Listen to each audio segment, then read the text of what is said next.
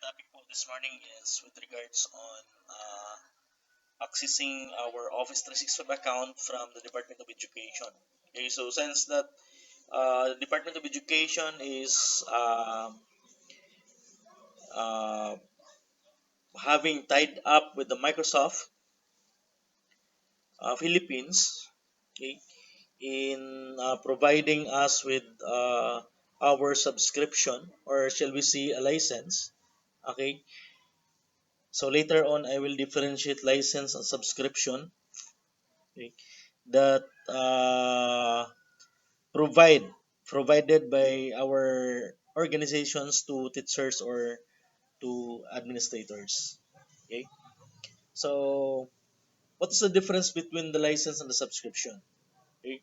So talking about license, the license is only to purchase in personal manner, like individually. Yun po yung tinatawag na license. Kung baga bibili po tayo ng license from Microsoft, from our personal use, individually, yun po ay license. Pag nag-purchase po tayo ng abrupt purchase, or ang dami nating pinopurchase na license, yun na po yung tinatawag na subscription. So yan po yung sa DepEd natin. Okay? So DepEd purchase subscription from Microsoft Office 365 for teachers. Okay? So kaya nga hindi po natin sasayangin yung time or yung panahon na privilege na binibigyan ng Department of Education sa atin in providing us the tools, or a lot of tools that's part of the Microsoft Office 365. Kasi ang dami pong mga tools na belong sa Office 365. So hindi lang isa, hindi lang dalawa, but ang dami pong mga application tools or productivity tools na pwede nating magamit or makakatulong sa ating mga classroom. Okay? So, in accessing our Office 365 account in DepEd, so meron lang po akong I think 20 slides po. Okay, so this could be I think matapos natin ng 40 minutes. Okay? So, our objectives po is familiarize the different Office 365 applications. So, magde-demonstrate po ako mamaya kung ano po ba yung mga Office 365 applications na dapat nating alamin or dapat nating malaman na magagamit natin sa ating mga classroom or sa field natin. Okay? Second po ng objectives natin is log into the DepEd Office portal. So, kaya nga po tinatawag na DepEd Office portal kasi may subscription na po tayo. So, I think that administrators and ICT coordinators, you have already your Office 365 account. So, kung sino po yung mga wala pang mga Microsoft Office 365 account, pwede po kayong mag-PM sa amin. Okay?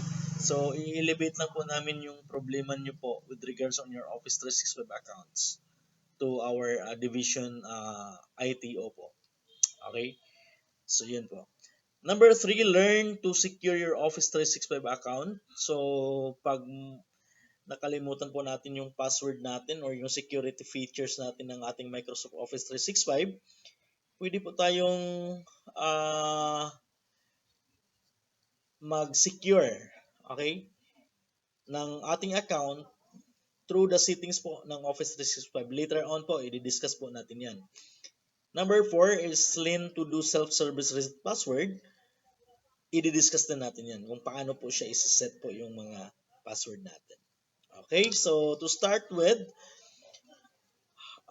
Microsoft Office 365 Education. So ito po yung tinatawag na Microsoft Office 365 Education kasi ang dami pong in this platform po, nasa loob na po ng 365 Education natin yung mga tools na napaka-importante po or mga productivity tools na napaka-importante na gamitin natin sa ating mga klase.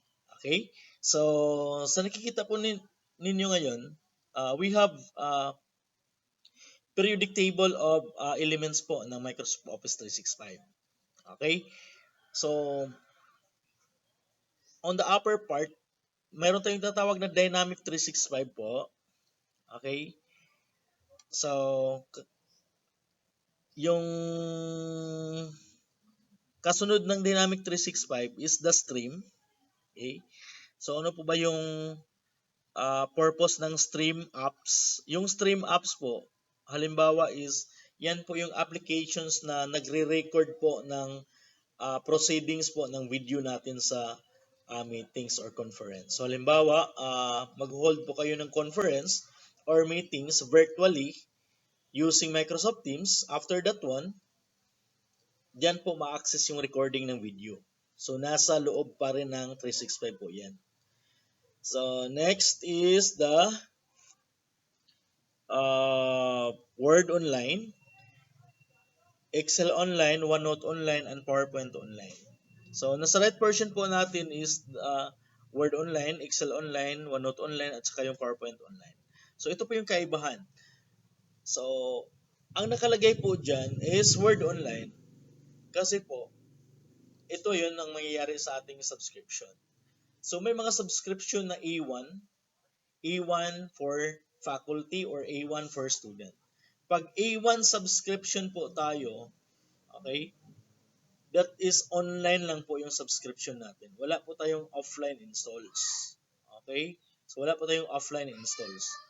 So pag online installs po, hindi po magagamit natin yung Microsoft Word pag online hindi tayo nakakonect sa internet. Okay? So pag hindi tayo nakakonect sa internet, wala po tayong hindi po natin magagamit si Word kasi online po siya. Kasi A1 po yung subscription natin. Okay? Pag A3 subscription po natin, pag A3 yung subscription natin, i-clarify ko lang, pag A3 po yung subscription natin, A3 for faculty or A3 for students, yan po ay both online and offline. So kung wala po kayong internet, pwede niyo pong magagamit yung Office 365 ninyo kahit wala kayong internet. Yung Office. Office lang po. But yung iba, kailangan talaga ng internet. Halimbawa, yung Teams, yung Microsoft Teams. Ang Microsoft Teams, hindi po yan pwede, kahit naka A3 po kayo, hindi yan pwede pag walang internet. Okay? Kasi virtual yun. Virtual communication yun. Dapat may internet po. Okay? So, yan po ang kaibahan ng A1 at saka A3. But good for us that we have all A3 accounts in our tenant, Region 7 or R7-1. We have A3 account. Kahit student natin, naka A3 na po siya. Okay? So, may A3 po tayo sa high school or sa secondary at saka sa elementary po, mga A3 account po yan. Both online and offline po yung access natin sa ating mga accounts. Okay? So, ang lahat po ng applications natin ni 365 Educations are remote learning ready po siya. Okay? Kasi we can integrate all the applications na makikita natin dito sa ating tinatawag natin na remote learning ready na Microsoft Teams apps. Okay? Sa ating remote classroom. So, at isa pang napakaganda ni Microsoft Office 365 is always up to date po. So yan po. Yan po yung tinatawag natin na pinaka-best at saka pinaka-latest na office natin. Yung Microsoft Office 365 kasi always up to date po siya. Once naka-connect po siya sa internet, mag-update na po siya. Okay? Updated na po. At saka mayroon tayong tinatawag na OneDrive or yung tinatawag natin na cloud storage device or cloud storage. So, pwede doon po natin ilagay yung lahat ng files natin, hindi na sa laptop or hindi na sa computer. Okay? At ma-access natin around the world. Kasi may cloud storage po siya. Next po is can be installed up to 15 devices. So, like for example, kung mayroon po tayong account ni 365, pag nag-activate na po yun, it can be installed to 15 devices. So, ano po ba? Question, ano po ba yung 15 devices, sir? Yung 15 devices po natin is, halimbawa, 5 mobile phone, 5 laptop, okay? At saka 5 na tablet. So yan po yung 15 devices. Okay? So 5 mobile phone, 5 tablets, at saka 5 computer or 5 laptop. Yan po yung 15 devices. So it can be installed on 15 devices. Sir, question. Pwede ko po bang ibigay yung Office 365 account kahit hindi po siya teacher ni DepEd? Okay? it's up to you yun. Okay? But please be careful na hindi po pwede na kasi pag may Microsoft Office 365 account na po tayo, pag ibinigay po ng magbigay po tayo ng account sa iba na hindi belong sa organizations po natin or shall we say hindi teacher, okay? Pag ginagamit po niya sa iba, hindi po sa instruction, okay? Kasi mamonitor po tayo ni Department of Education dito, okay? So mamonitor po nila tayo. So kaya nga bawal po 'yun ibigay yung mga Office 365 account sa hindi teacher. Pero sa lahat ng teacher naman po, pwede naman. Kasi meron naman po tayong mga account isa't isa. Yan po yung uh, purpose po. Ongoing pa naman po yung pagbibigay ng mga accounts. So it's your great work in the cloud po. So yan po, yung tinatawag ko kanina na cloud storage, yung OneDrive. Okay? So ang gagawin po natin ngayon is to activate your Microsoft Office 365 account. So I know yung mga ICT coordinators ninyo, hindi na nila new yung activation ng Office 365 kasi ang dami ng time na nagkakandak po kami ng training ni Microsoft Office 365. Kahit sa national, palagi namin na binabalik-balik yung training. Ulit-ulit po namin. Next is log in po tayo sa microsoftoffice.com po or office.com to access your Office 365 account. So papasadahan ko lang po yung slides. So ang gagawin natin, visit po tayo sa office.com. So www.office.com. So you can open now your browser.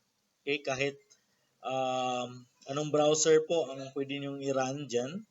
Pwede po tayong Google Chrome, pwede po tayong Microsoft Edge, pwede tayong Mozilla, or kahit anong browser na gusto niyo i-open si 365 or i-activate si 365. So next, after that one, type po natin ang URL, www.office.com or yung domain niya, office.com. After that one, click on enter.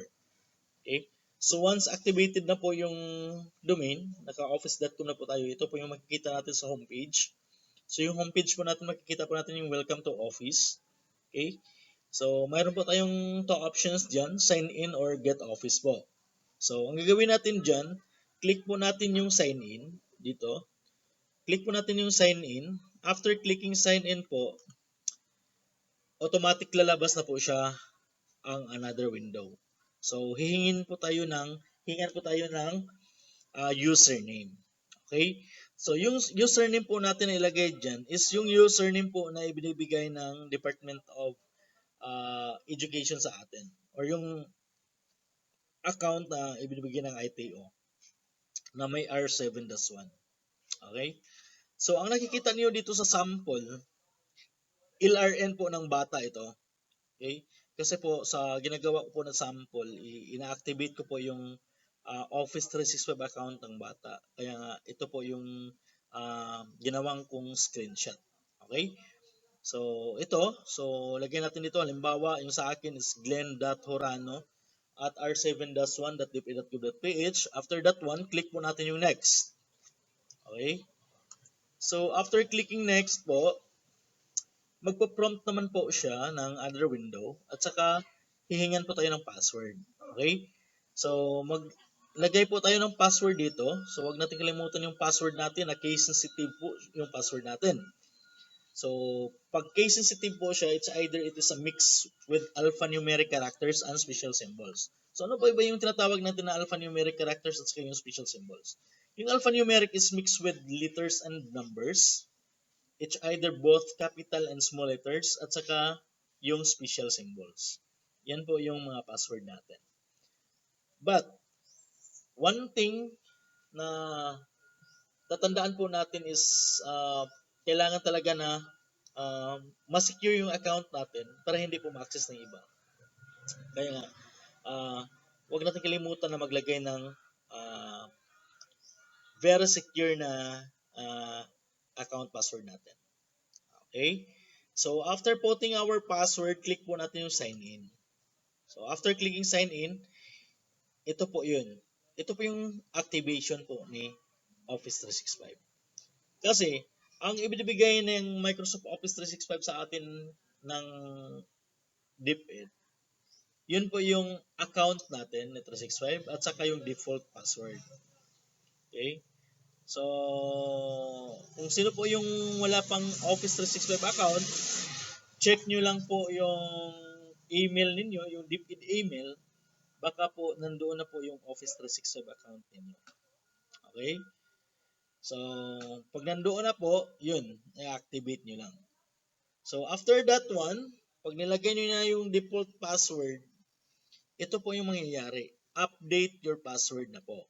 Means, kailangan nyo po na pong mag-change ng password. Kasi may iba po, once pag na-activate na yung Office 365, may iba po na hindi hinihinga ng other password. Okay? But karamihan po, once mag-activate ng 365 is hihingan talaga ng new password. So yung upper portion po, ito po yung default password. Yung password po na nasa email ninyo na ibinibigay ni DepEd. At saka itong sa ibaba is ito po yung new password na ginagawa ninyo. Okay? So kailangan mong i-rename or kailangan mong mag-change ng password para sa iyo na talaga yung account na yun. So after that one, click po natin yung sign in. Okay? So, your organization needs more information to keep your account secure. So, click lang po natin yung next. So, after that one, nandito na po tayo sa account Active Directory ni Azure. Kasi po, yung server po natin dito from Microsoft is pupunta po sa azure.com. Okay? Ni Microsoft. So, ito po yung don't lose access to your account. So, ano po ba yung purpose ng ganito? So, kailangan magbabalidate po si Microsoft ng kumbaga parang palatandaan po ni Microsoft na ikaw po yung gumagamit ng sariling account mo. Okay? Or in this particular account. Kaya hiningan po kayo ng authentication. Okay? Or kumbaga ito po yung tinatawag na accessing your account na features. So, number one po, ito po yung authentication email is not configured yet. Okay? So, set up now. So, after clicking on set up now, magsiset up po tayo ng email natin. So, ito-type po natin dito yung email. So, like for example, fernando.inad po yung nakalagay dito.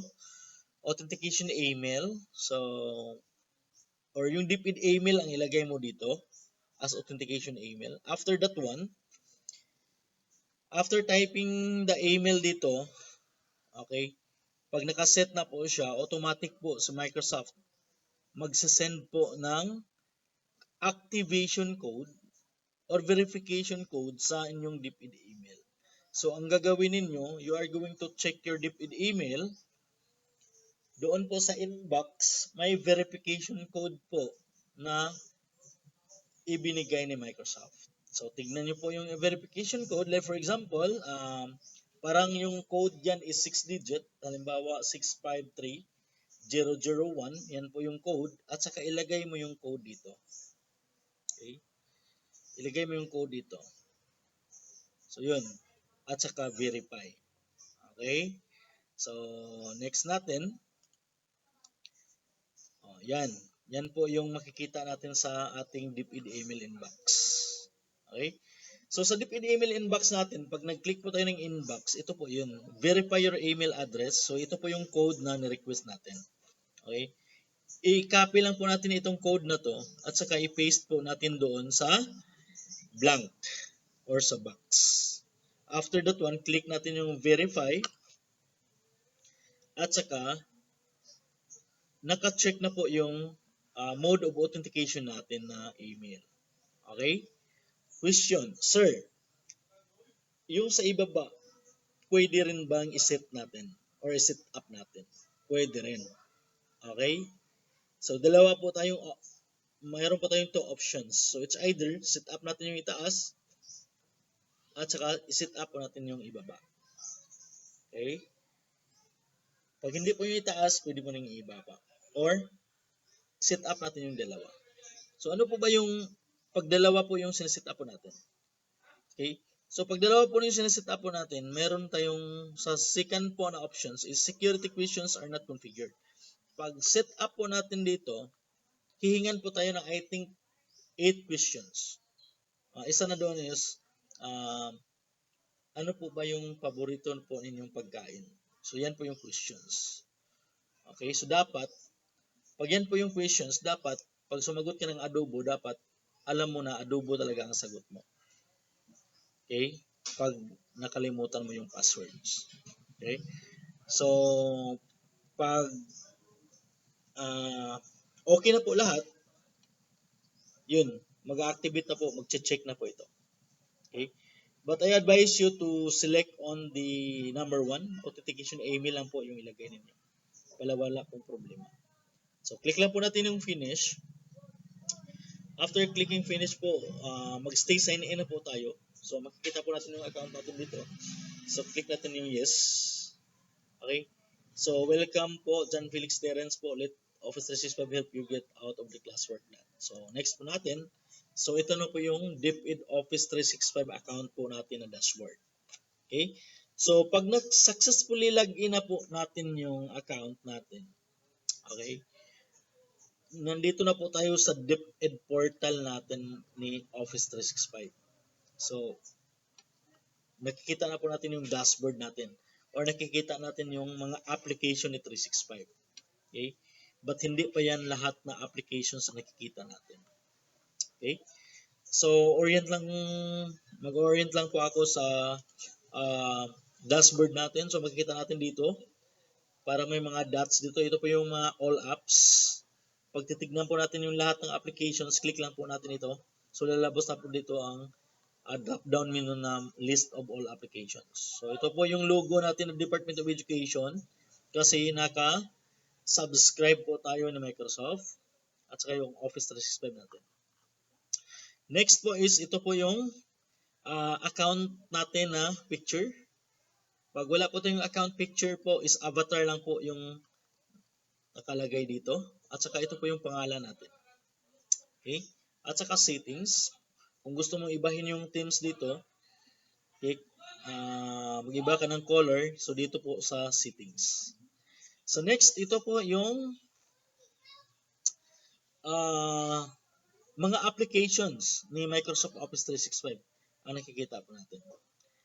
At saka ito po yung tatawag natin na install Office.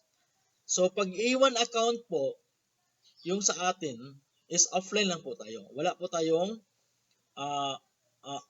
pag A1 account po is online lang po tayo. Wala po tayong offline. Pag A3 account is once we click this one, install Office, pwede natin i-download yung installer. Okay? Para ma-install sa computer natin or sa laptop natin. Pag A3 po siya. So, yun po. So,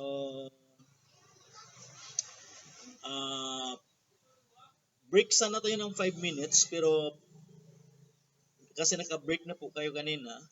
Okay? So, para madali lang po yung matapos yung demo natin. Okay? Sa 365. Hindi lang muna tayo mag-break kasi naka-break na po kayo. So, i-discuss ko lang po ang feature ng 365 or Teams tomorrow. So, this one. Okay? So, bukas ko lang po i-discuss kasi sa Teams po ito. So, ito po yun. Office 365 Password Reset and Management. So, pag nakalimutan mo yung password mo, ito po yung procedure on how to reset or manage your password. Okay? So, password reset process for DepEd Office 365 accounts. So, if self-service password reset SPR is not enabled in your account, contact your DITO. Pag hindi po na-enabled yung password reset natin, we can contact our DITO, Ma'am Dina Talan. So, for password reset.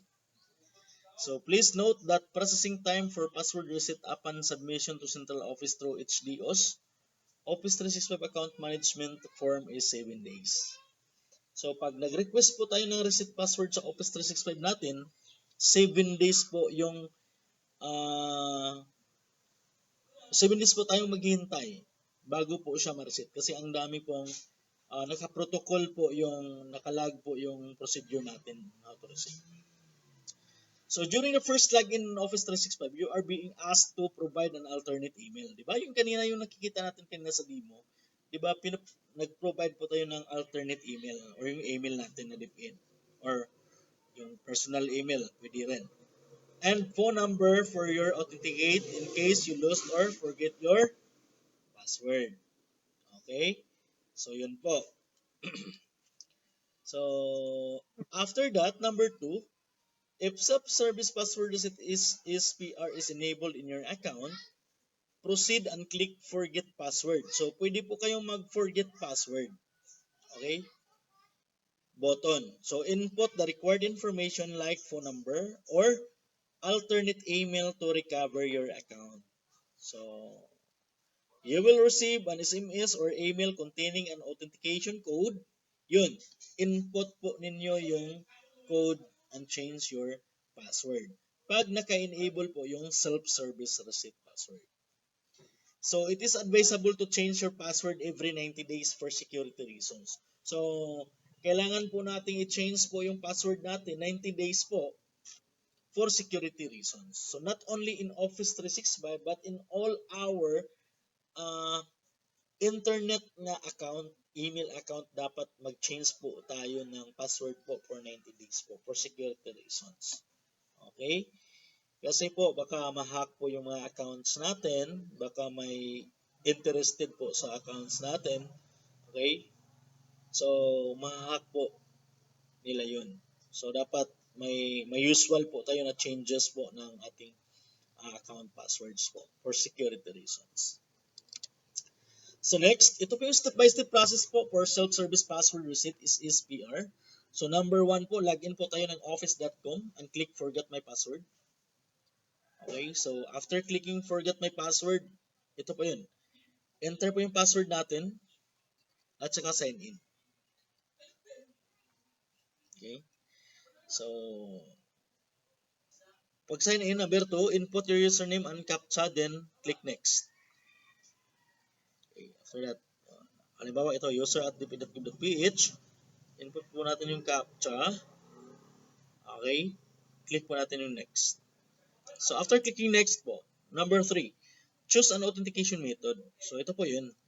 Ito po yung method na hiningi nila para gagamitin natin to validate that we are uh, the user of this particular Office 365 account. So for mobile phone, you need to input your mobile phone number or use your login 365 and then click the text. So ito po yung makikita natin. Pag email po, click lang po natin yung email. Pag text or mobile phone po, input po natin yung mobile phone dito. So after that one, click natin yung text.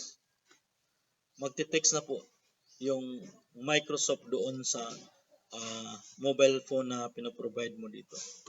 Number 4, you'll receive an SMS that contains the authentication code. So pag mag-receive po kayo ng authentication code, input the code in the field provided and then click next. So yun, ito, may 686188 na po tayo. So ilagay na po natin dito yon para mag-verify na po tayo. So after that one, click po natin yung next. So number 5, enter your new password. Yun, hihingan po tayo ng new password.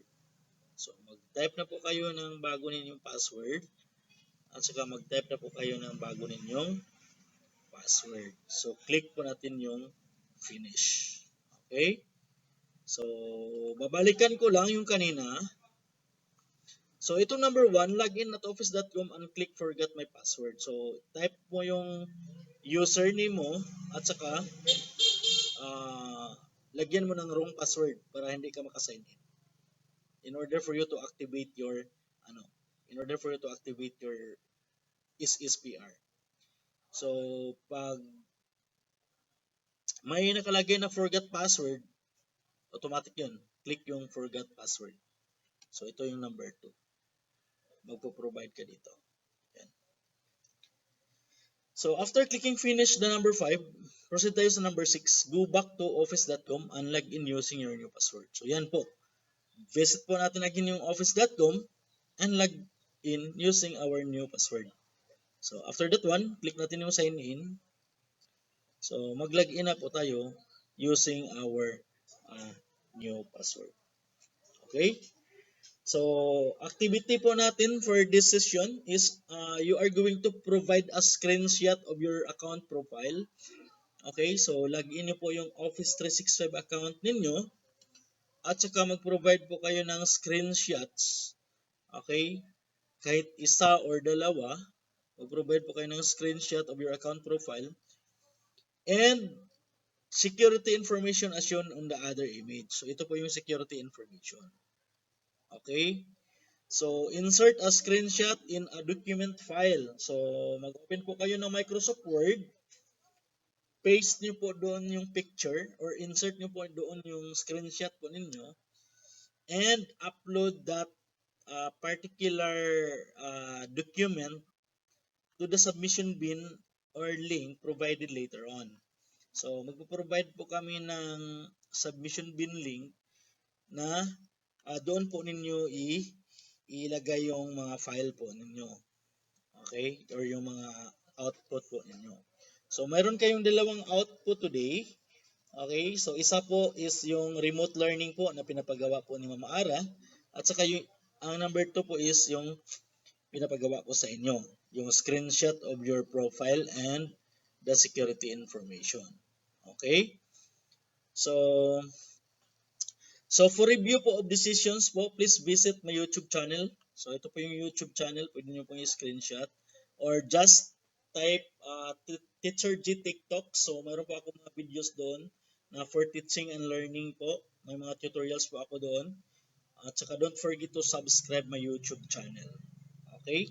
So I would like to thanks the Line and Learning Development and Microsoft and the Department of Education for providing us training with this. Okay? So sasara ko muna yung slides ko. Okay? Para activity to po tayo balik. Activity to. Okay. Ito po yung activity to. So screenshot of your account profile and security info as shown in the other image. Okay, so demo tayo. Saglit lang po yung demonstration natin. Okay, so our time now is 11:54. So meron po tayong kahit 3 minutes po yung demonstration natin. Okay. So, share screen muna ako. Screen muna ba? Okay, so ito po yung makikita ko natin yung desktop ko. Nakikita ko ninyo ngayon yung desktop. Okay, so I open browser. So, ito po yung YouTube channel ko. So, open browser po. Mag-new tab po ako. Ito po yun. So, type po natin www. Or kahit domain lang, directly, office.com. Enter po yung office.com. Yun. So, kasi po, naka-activate na po yung Office 365 account ko. Okay. Account manager po yung nakalagay sa akin, yung GH. So, ito po yung sa akin. Office 365 account dashboard. Nasa Office 365 account dashboard na po ako kasi bago po ito, old na po yung account ko. So, kaya nasa automatic dashboard na po ako. Question, bakit sir wala pong DepEd na nakalagay diyan sa account po dashboard ninyo? Wala pa akong DepEd kasi ito po yung binibigay ni DepEd sa akin na trainer account. Okay?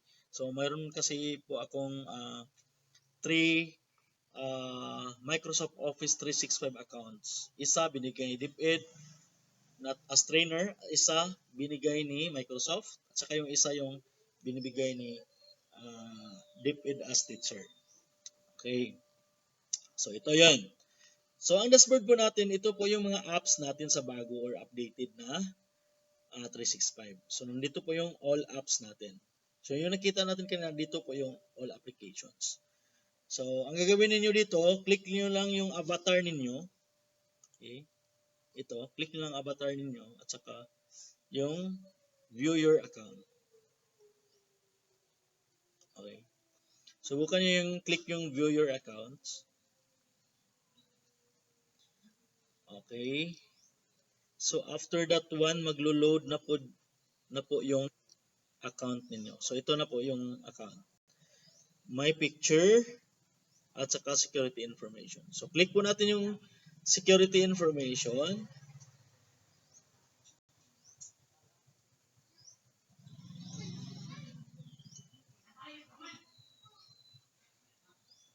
So after clicking the security information, maglo-load na po sa security information. Yan po. Ito po yung security information natin. Email. So ito po yung pinoprovide nyo kanina na email. Kung gusto niyo i-change, pwede niyo click yung change. Pag gusto po niyo i-delete, pwede niyo i-delete. Okay? So ito po yung method. So ito lang po yung i-screenshot ninyo. So you can take a screenshot on this at saka you take on screenshot on your profile kanina. So dalawa lang. So pag na-screenshot na po, i-attach nyo lang po doon sa Microsoft Word document po. So insert image doon at saka i-send po ninyo doon sa submission bin link na ipoprovide namin right after this session. Okay? So,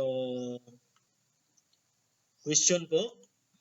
So, ito po yun. Visit youtube.com at saka type niyo po dito Teacher G TikTok. So, ito po yung lalabas ng YouTube channel po. So, may mga tutorials po ako dito. Okay? So, any questions po before we end po the sessions on accessing the Office 365 portals po ni Department of Education? Ma'am Ara, Sir Don?